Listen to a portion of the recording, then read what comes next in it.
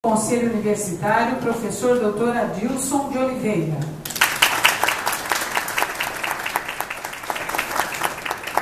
A diretora do Centro de Educação e Ciências Humanas, SESC, e reitora eleita da UFSCar, professora doutora Wanda Aparecida Machado Hoffmann.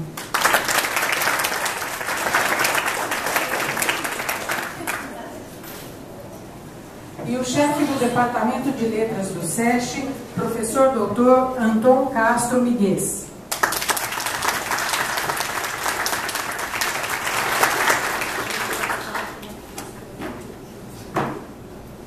Para conduzir a homenageada à mesa de honra deste evento, convidamos para representar o Conselho Universitário a pró-reitora de pós-graduação da UFSCar, professora doutora Débora Cristina Morato Pinto.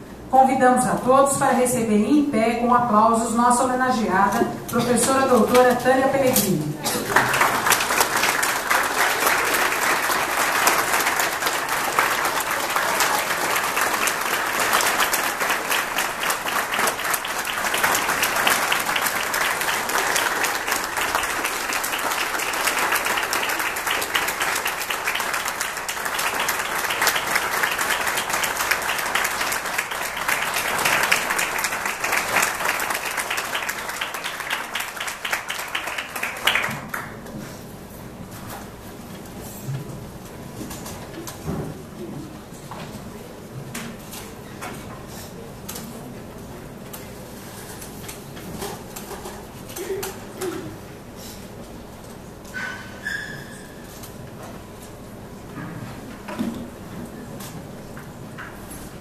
Gostaríamos de agradecer a presença das demais autoridades acadêmicas, docentes, alunos, técnico-administrativos da UFSCar, demais convidados e familiares. Agradecemos em especial a presença do professor Dr. João Roberto Martins Filho, docente aposentado desta casa e esposo da homenageada.